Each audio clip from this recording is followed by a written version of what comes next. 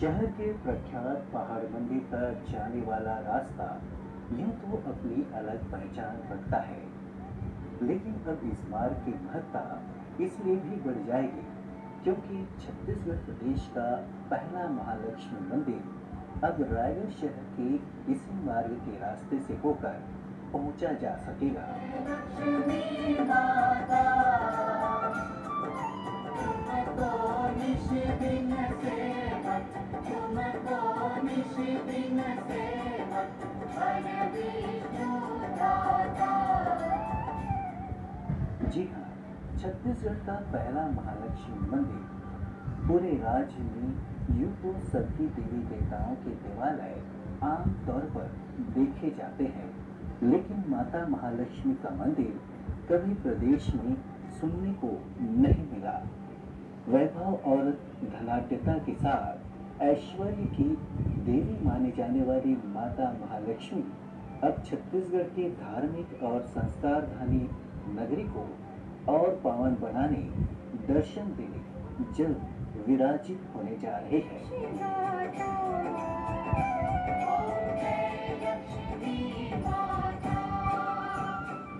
पहाड़ मंदिर के पीछे पंडरीपानी पूर्व के रास्ते सड़क से लगकर माता के मंदिर का भव्य निर्माण पूरे जोश और संकल्प के साथ जारी है। अंचल के प्रख्यात ज्योतिषाचार्य पंडित रवि भूषण शास्त्री के संकल्प और विचारों की ही बानगी है कि जन सहयोग से अब छत्तीसगढ़ के पहले महालक्ष्मी मंदिर की रूपरेखा अंतिम रूप की ओर धीरे धीरे बढ़ रही है।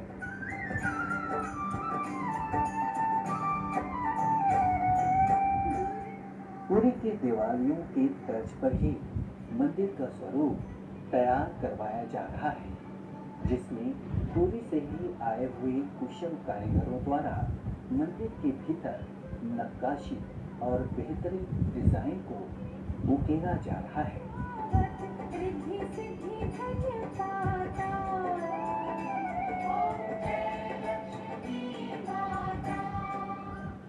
पहले पहल तो मंदिर के निर्माण को लेकर ज्योतिषाचार्य शास्त्री रविभूषण ने अपने स्वयं के संकल्प से मंदिर को पूर्ण करने की हिम्मत जुटाई, लेकिन चर्चा में उन्होंने बताया कि एक ऐसा वाक्य हुआ कि किसी व्यक्ति ने उनके मंदिर निर्माण के मार्ग को तब और प्रशस्त कर दिया जब उस व्यक्ति ने केवल एक बोरी सीमेंट दान कर यह संदेश दिया कि मंदिर अकेले से नहीं अपितु जन सहयोग से बनवाया जाता है।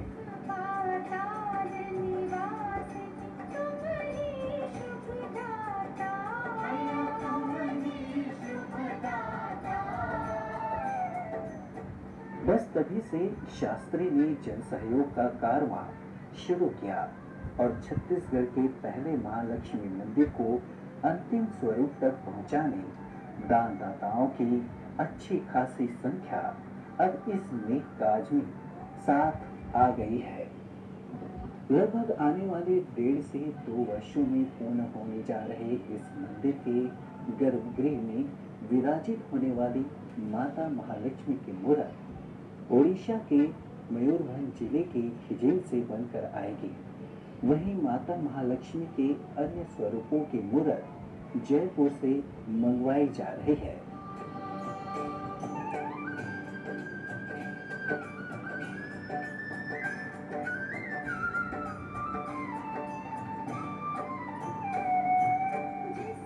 इस मंदिर की एक और खासियत रहेगी कि माता महालक्ष्मी के 8 रूपों को गर्भगृह के चारों ओर विराजित किया जाना प्रस्तावित है, जिसके छोटे छोटे स्वरूप भी अब अंतिम रूप लेते जा रहे हैं।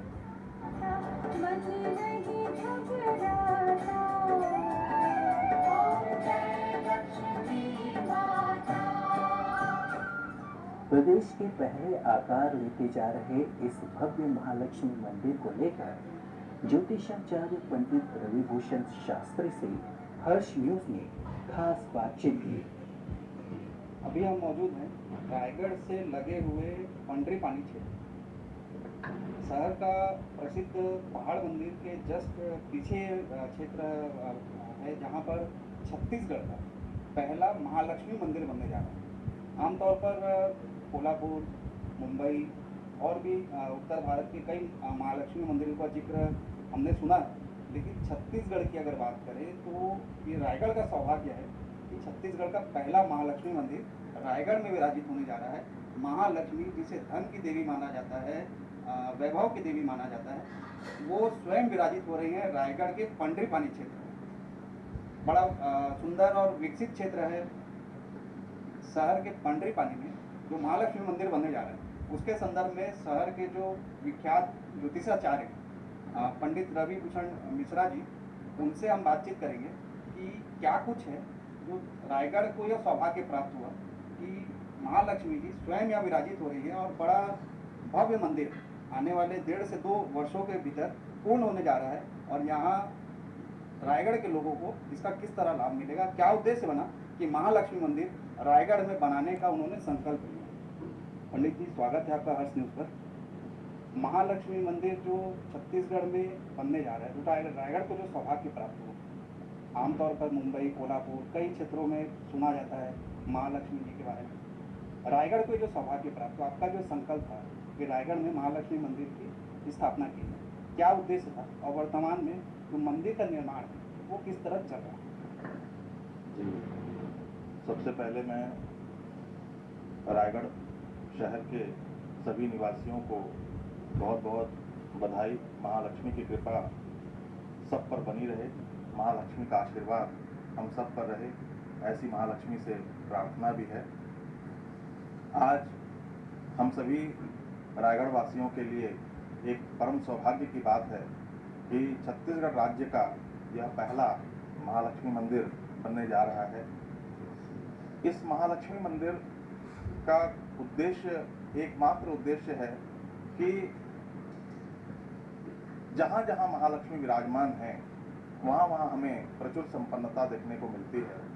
हमारे रायगढ़ जिले हो या छत्तीसगढ़ राज्य हो, यहाँ पर हमेशा संपन्नता बनी रहे, चाहे वो किसान वर्ग हो, चाहे वो व्यापारी वर्ग हो, चाहे वो छोटे छोटे लघु उद्योग वाले हों, चाहे बड़े से बड़े उद्योग वाले हों, सब पर महालक्ष्मी की कृपा बनी रहे, सब पर माँ लक्ष्मी की कृपा बरसती रहे। इन्हीं उद्देश्य के साथ रायगढ़ जिले में हमने संकल्प लिया था कि एक महालक्ष्मी मंदिर का निर्माण कराया जाए। यहाँ पर अष्टलक्ष्मी विराजमान होंगी, जैसे धन लक्ष्मी, गज लक्ष्मी, संतान लक्ष्मी, व्यापार लक्ष्मी, अंत में महालक्ष्मी जो है वो विराजमान होंगी। इसका दूसरा उद्देश्य यह है, नीचे में जो भवन बना हुआ है लगभग 3000 स्क्वायर फीट का, उस 3000 स्क्वायर फीट का जो भवन निर्माण हुआ है, उस भवन में हमने निर्धन कन्या विवाह निःशुल्क रूप से, समाज के किसी भी वर्ग के लिए कोई भी कार्यक्रम, छोटे फंक्शन जो बड़े खर्च में ना करके छोटे खर्च में अत्यंत कम से कम मूल्य देकर वो यहाँ पर उसकी सुविधा ले सकते हैं, जिसमें हमारे स्वयं के पास गद्दे से लेकर के बर्तन से लेकर दरी से लेकर के सब चीज़ उपलब्ध है। कोई भी आम जन मानस कोई भी आकर के यहाँ पर कार्यक्रम को कर सकता है, उसको संपूर्ण सुविधा दी जाएगी। इसके अलावा हमारा दूसरा उद्देश्य यहाँ पर यह है, महालक्ष्मी मंदिर के साथ साथ निर्धन जो बालक हैं, ब्राह्मण बालक, उनको वेद और ज्योतिष की निःशुल्क शिक्षा देना। आप देख रहे हैं हमारे बगल में बालक खड़े हैं, बच्चे लोग। अभी हमारे पास 8 से 10 बालक हैं जो कि निःशुल्क रूप से शिक्षा प्राप्त करते हैं। हमारा उद्देश्य है कि ब्राह्मण बालकों को आत्मनिर्भर बनाना, जीवन में वो वे सीख कर लोगों में, समाज में अपना धर्म के प्रति, अपने धर्मशास्त्र के प्रति या अपना धार्मिक विषयों को लेकर आम जनमानस तक पहुंचाना। हम इस तरह की शिक्षा बच्चों को दे रहे हैं ताकि लोगों का सही मार्गदर्शन हो सके। महालक्ष्मी मंदिर का एक छोटा सा यहाँ पर एक घटना मैं बताऊंगा। हमारे यहाँ गौ माताएं भी हैं। गौ माता साक्षात लक्ष्मी स्वरूपा कलयुग में माना गया है। यहाँ पर एक ऐसी घटना हुई, आज से 5 साल पूर्व यहाँ पर एक छोटा सा बच्चा बच्चे को दूध पीते रात को 2 बजे देखा गया। हमारे जो वर्कर हैं उन्होंने इस बात की जानकारी हमको दी कि महाराज जी रात को 2 बजे हम जब उठे देखने के लिए गौशाला को, तो वहाँ एक बच्चा गौ माता का जो है दुग्धपान कर रहा था। तो मैं आया, आने के बाद देखा वास्तव में वहाँ पर दूध पूरा बिखरा हुआ था और पुष्प वहाँ पे गिरे हुए थे। तो मुझे ऐसा लगा शायद माँ लक्ष्मी, क्योंकि हम लक्ष्मी का स्वरूप मानते हैं गाय को, और 33 करोड़ देवी देवताओं का उसमें वास मानते हैं।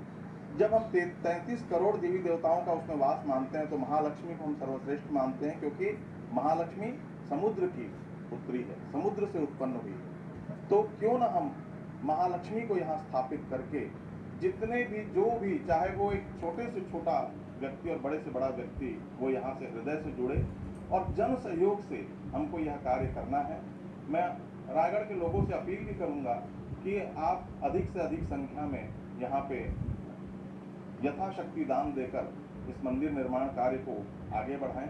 बहुत से लोग जुड़े भी हैं, मैं उन लोगों का धन्यवाद भी करना चाहूँगा जो स्वेच्छा से आकर के यहाँ पर अपने ओर से एक ईंट सही, महाराज जी हमारे तरफ से एक ईंट मंदिर में लगाया जाए। तो ऐसे भी दानदाता हैं जो एक ईंट भी दे करके जा रहे हैं, वो ईंट को भी मंदिर में लगा रहे हैं, जिससे कि आने वाले समय में लोगों की श्रद्धा, लोगों की भक्ति, लोगों का विश्वास महालक्ष्मी के प्रति रहे और महालक्ष्मी की कृपा सब पर बनी रहे। ऐसी उद्देश्य को लेकर के हम यह कार्य आगे बढ़ा रहे हैं। ये जो बात आती है पंडित जी कि महालक्ष्मी की जो मान्यता है उसको लेकर सिर्फ एक धारणा है, अभी तक सुनी सुनाई बातें हैं, लोग जो अनुष्ठान कराते हैं, पूजा पाठ कराते हैं, लेकिन अब स्वयं महालक्ष्मी का मंदिर अब बनने जा रहा है। तो महालक्ष्मी जी का जो पौराणिक मान्यताएं हैं, जो धार्मिक मान्यताएं हैं, उसको लेकर थोड़ा सा विस्तृत बताएंगे कि क्या उनकी मान्यता धार्मिक रूप से प्रचलित है वर्तमान में। जब समुद्र मंथन हुआ तो वहाँ पर 9 रत्न में एक रत्न जो है वो महालक्ष्मी कामधेनु गैया भी थी। जैसा कि आप सभी जानते हैं, देवताओं और दानवों के द्वारा जब समुद्र का मंथन किया गया, वहाँ पर 2 चीज़ें हमको प्रमुख रूप से मिली। वो है एक कामधेनु गाय और दूसरी जो है वो महालक्ष्मी। ये प्रमुख रूप से थी, बाकी भी और अन्य चीज़ें थी। लेकिन जहाँ पर महालक्ष्मी और जहाँ पर कामधेनु गैया गाय हो, तो निश्चित रूप से वह सृष्टि की सबसे जो अमूल्य चीज़ है वह है एक कामधेनु गाय और महालक्ष्मी। तो महालक्ष्मी का विराजमान, महालक्ष्मी का जो एक आशीर्वाद है, जैसे कि हम सभी जानते हैं, अग्र समाज को, अग्रसेन महाराज को और माधवी उनकी धर्म पत्नी को जब उन्होंने घोर तपस्या की भगवान भोलेनाथ की, तब भगवान भोलेनाथ ने कहा कि आप हमारी तपस्या न करते हुए महालक्ष्मी की उपासना करिए। तो अग्रसेन महाराज और माधवी जी महालक्ष्मी की उपासना उन्होंने किया, खूब तपस्या की और तपस्या करते हुए उन्होंने आशीर्वाद प्राप्त किया महालक्ष्मी से कि तुम्हारा जो कुनबा है, अग्र समाज है, वो कभी भी किसी भी प्रकार के धन से कमी महसूस नहीं होगी। धनाढ्य परिवारों में तुम्हारा कुनबा रहेगा और अग्र समाज तब से काफ़ी दान, धर्म, धार्मिक क्रिया इन सब से हमेशा जुड़े रहते हैं। और निश्चित रूप से कहीं ना कहीं अगर हम सब भी महालक्ष्मी की तपस्या या महालक्ष्मी की पूजा या महालक्ष्मी की अर्चना करेंगे तो निश्चित रूप से कहीं ना कहीं महालक्ष्मी की कृपा हम पर बनी रहेगी। आज लोग जगह जगह भटकते हैं, कई लोग वैभव लक्ष्मी का व्रत करते हैं, कहाँ हम इसका उद्यापन करें। गुरुवार को महालक्ष्मी लोग जो मानते हैं, जो चाहे उड़ीसा के हों चाहे यहाँ के हों, गुरुवार जो अघन गुरुवार की पूजा होती है, कहाँ हम जाएं, कहीं जगह नहीं है महालक्ष्मी की। तो इन सभी उद्देश्यों को ध्यान में रखते हुए हम यहाँ महालक्ष्मी जी की स्थापना कर रहे हैं और हर अगहन मास के गुरुवार के दिन यहाँ पर खिचड़ी वितरण का कार्यक्रम होता है। हर प्रत्येक गुरुवार अगहन मास के 4 गुरुवार को यहाँ अग्र समाज की महिलाएं सभी उपस्थित रहती हैं और भव्य रूप से खिचड़ी वितरण का कार्यक्रम भी होता है और साथ में महालक्ष्मी का प्रसाद ग्रहण करते हैं। तो महालक्ष्मी की स्थापना का सबसे बड़ा उद्देश्य है कि लोगों को जो मन में हमेशा रहता था कि हमको गुरुवार का व्रत उद्यापन करना है, कोई कहता है हमको वैभव लक्ष्मी का करना है, कोई कहता है हमको गुरुवार में महालक्ष्मी को कुछ अर्पण करना है, तो उनको वह स्थान नहीं मिल पा रहा था जिससे कि वे जा करके वहाँ बैठ करके आराम से पूजा कर सकें। तो आज इस मंदिर के निर्माण होते ही वो सारी जो सुविधाएं हैं वो एक छत के नीचे रहेंगी। वो आएँ, आकर के यहाँ अपना उद्यापन भी कर सकते हैं, अपनी पूजा पाठ भी कर सकते हैं और महालक्ष्मी जी का आशीर्वाद प्राप्त कर सकते हैं। तो मान्यता है कि गुरुवार को लक्ष्मी जी का वास माना जाता है, दिन माना जाता है और जो चूँकि अब वर्तमान में निर्माणाधीन है मंदिर, आप लोगों ने महालक्ष्मी का अनुष्ठान पूजा पाठ प्रथम तल पर प्रारंभ भी कर दिया, अब दूसरे तल पर ये बन रहा है। तो जब तक मंदिर निर्माण होना है तो आपका महालक्ष्मी जी का अनुष्ठान जो पूजा पाठ हो रही है वो क्रिया किस तरह अभी संपन्न हो रही है, नीचे जो आप लोगों का अस्थायी जो आप लोगों ने अभी अनुष्ठान गृह बना रखा है, और मंदिर प्रारंभ होने के बाद वो विस्तृत रूप से किस तरह होगी और रायगढ़ के लोग किस तरह आकर यहाँ पर महालक्ष्मी जी का वरदान या आशीर्वाद प्राप्त कर सकते हैं? सबसे पहले तो अभी फिलहाल नीचे का जो भवन बना है, अभी हमारे पास पूजा पाठ करने के लिए क्योंकि ऊपर जगह नहीं है, तो जगह न होने के कारण हम फिलहाल भवन में ही पूजा पाठ कर रहे हैं। और भवन में पूजा पाठ करने का मुख्य उद्देश्य ये भी है कि आम लोग यहाँ पहुँचें, यहाँ आएँ, उनको जानकारी मिले कि यहाँ पर महालक्ष्मी जी का मंदिर बन रहा है। और दूसरा हमारा एक और उद्देश्य भी है कि यहाँ जो गरीब ब्राह्मण बालक हैं उनके रहने के लिए हम व्यवस्था भी कर रखे हैं, ताकि वे रह करके यहाँ पर अपना ज्योतिष और कर्मकांड का पठन पाठन कर सकें। इसके अलावा हमारे जो पूजा पाठ के लिए जो नीचे का जो हॉल है उसमें हम अभी फिलहाल कुछ छोटे मोटे फंक्शन कार्यक्रम इत्यादि हमने शुरू कर दिया है, जिसमें कि अभी 2 गरीब ब्राह्मण बालकों का उपनयन संस्कार हुआ और पूरे यहाँ 250-300 यहाँ लोग थे। तो यहाँ पर धीरे धीरे लोगों में ये जनमानस तक पहुँचे यह मंदिर। हम ये चाह रहे हैं कि यहीं पर पूजा पाठ करके, महालक्ष्मी जी की उपासना करके, महालक्ष्मी जी का पूजा पाठ करके, किसी भी अनुष्ठान के रूप में पूजा पाठ करके लोगों को इस जगह से हमको परिचय कराना है, लोग जानें समझें और इस जगह पर आएँ, उनको लगे कि हाँ यहाँ वास्तव में एक भव्य मंदिर का निर्माण हो रहा है। ये थे पंडित जी जिनके सानिध्य में, जिनके प्रयास से, जिनके संकल्प से छत्तीसगढ़ का पहला महालक्ष्मी मंदिर बनने जा रहा है। रायगढ़ को सौभाग्य प्राप्त हुआ है और ऐसी मान्यता, ऐसी किंवदंतियां हैं कि दान को ही सबसे बड़ा आभूषण माना जाता है। सोना, चांदी, जेवर ये आभूषण नहीं है, मानव का सबसे बड़ा अगर कोई आभूषण माना गया है तो वो दान को माना गया है। और रायगढ़ में धार्मिक नगरी मानी जाती है, दानवीरों की नगरी मानी जाती है। उसी का बड़ा उदाहरण है कि महालक्ष्मी मंदिर आज वृहद रूप में रायगढ़ में निर्मित हो रहा है। आने वाले 1.5 से 2 वर्षों में इसका लाभ लोगों को मिलना प्रारंभ हो जाएगा। महालक्ष्मी जी स्वयं रायगढ़ में आशीर्वाद देने विराजित होने जा रही हैं। कैमरा पर्सन पंचम सिंह ठाकुर के साथ संदीप बेरीवाल, हर्ष न्यूज़, रायगढ़। वहीं मंदिर का भव्य निर्माण तो कराया ही जा रहा है, लेकिन यहाँ ज्योतिषाचार्य विद्या के साथ वेदों की तालीम भी छात्रों को देने की पूरी व्यवस्था की जा रही है। यह यूं कहे तो 5-6 छात्रों को तो शिक्षा दीक्षा देने का दौर प्रारंभ भी किया जा चुका है। हमें वेद पाठन करने का शास्त्री जी हमें सरल शुद्धता के साथ सिखा रहे हैं, गुरु जी हमारे, और हमें अच्छा लग रहा है यहाँ सीख के। हमें यहाँ रहते हुए बहुत ही अच्छा लग रहा है। यहाँ पे सारी चीज़ की सुविधा है, हमें यहाँ पे भोजन भी मिलता है डेली। हमें यहाँ श्री सूक्त की पाठ, पूर्व सूक्त, वेद, ज्योतिष सबके बारे में जानकारी दी जाती है। गुरुजी हमारे सरल शुद्धता के साथ सिखाते हैं। ओम हिरण्यवर्ण हरिणीं सुवर्ण रजतस्त्रजां चंद्रां हिरण्यमयी लक्ष्मी जातवेदो महावः ताम आवह जातवेदो लक्ष्मी मनपगामिनीं यस्यां हिरण्यमिन्देयं गामस्वं पुरुषाणाम् अश्वपूर्वामृतमद्यां हस्तिनादा प्रमोदिनीं श्रियं देवीमुपहवे शीर्मा देवी जुगतां कासुस्मितां हिरण्यप्रकारामाद्रां ज्वलन्तीं तृप्तां तर्पयन्तीं पद्मे स्थितां पद्मवर्णा तामिहोपहवे स्वयं। यहाँ अच्छा लग रहा है और सरल से सरल शुद्धता में सिखाई जा रही है और यहाँ पे हर चीज़ की सुविधा है, जैसे कि खाना पीना सब मिलता है यहाँ पे। और शास्त्री जी भी अपने बच्चे टाइप से मानते हैं। यहाँ तो अभिमंत्र सीख रहा हूँ मैं अभी 2 शब्द बोलना चाहता हूँ। ओम कृष्णेन रजसावर्तमानो निवेशयन्यामृतमृतं च हिरण्येन सविता रथेनां देवो याति भुवनानि पश्यन्न अयगिरिनन्दिनी नन्दितमेदिनि विश्वविनोदिनि नन्दनुते गिरिवरबिन्दशिरोधिनि वासिनि जिष्टगिलासिनि जिष्टनुते सुरवरवर्षिणि दुर्धरधर्षिणि दुर्मुखमर्षिणि हर्षरते त्रिभुवनकोशिनि शंकरतोषिणि कल्पसमोषिणि घोषरते। इधर मंदिर की देखरेख और पूजा अर्चना के साथ धार्मिक अनुष्ठानों के लिए जिम्मेदारियों का निर्वहन करने वाले पंडितों ने भी मंदिर की तमाम जिम्मेदारियों का निर्वहन करना प्रारंभ कर रखा है और माता महालक्ष्मी का अनुष्ठान और हवन के साथ गौदान का दौर भी निर्माणाधीन मंदिर प्रांगण में जारी है।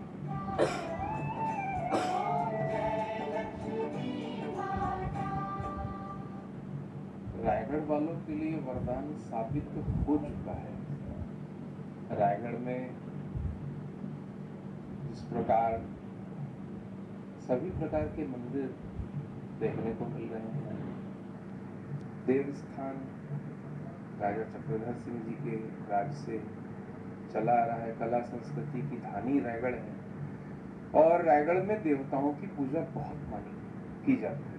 देवी देवताओं की पूजा चंद्रहाशिनी चंद्रपुर में, उसी संबलपुर की तर्ज समलेश्वरी की तर्ज पे राजा चक्रधर सिंह जी के राजमहल के पास में माँ समलेश्वरी का मंदिर, बूढ़ी माई का मंदिर, देवस्थान बहुत सारे हैं, पूजा बहुत सारे देवी देवताओं की होती है। माँ महालक्ष्मी का मंदिर हमारे आचार्य श्री रविभूषण शास्त्री जी के मन परिकल्पना जब मन में आया कि इस जमीन को क्रय करने के पश्चात कि यहाँ पर हम कुछ एक ऐसा काम करें कि जिससे नाम रोशन हो, तो ये एक ख्याति प्राप्ति के लिए इन्होंने महालक्ष्मी मंदिर के निर्माण करने की योजना जो बनाई और जन कल्याणार्थ इस मंदिर का निर्माण करवाने का विचार बनाया।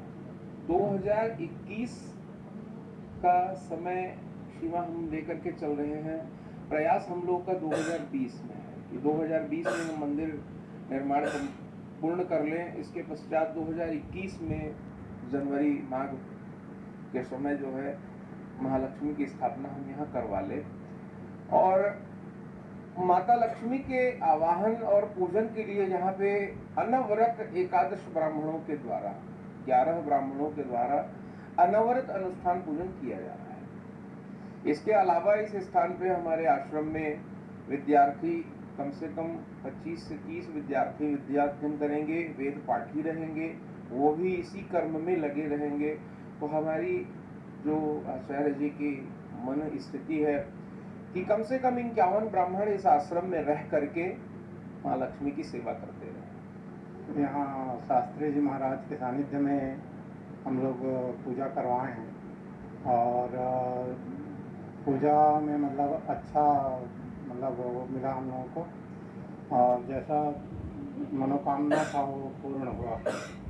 अभी तक महालक्ष्मी मंदिर छत्तीसगढ़ में पहली बार है रायगढ़ में और यहाँ पूजा पाठ का सबको सहयोग मिलेगा और सबकी मनोकामना पूर्ण होगी।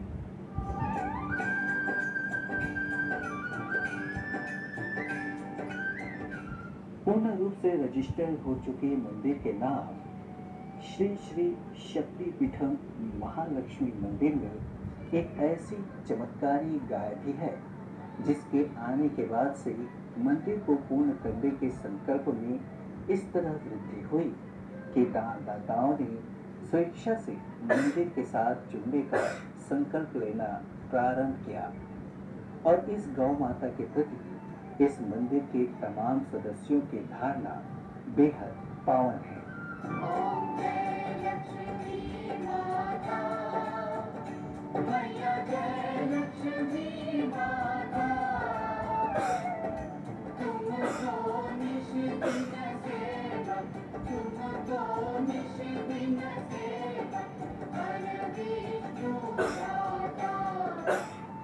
हर्ष न्यूज के लिए कैमरा में पंचम सिंह ठाकुर के साथ संदीप बेरीवाल की रिपोर्ट।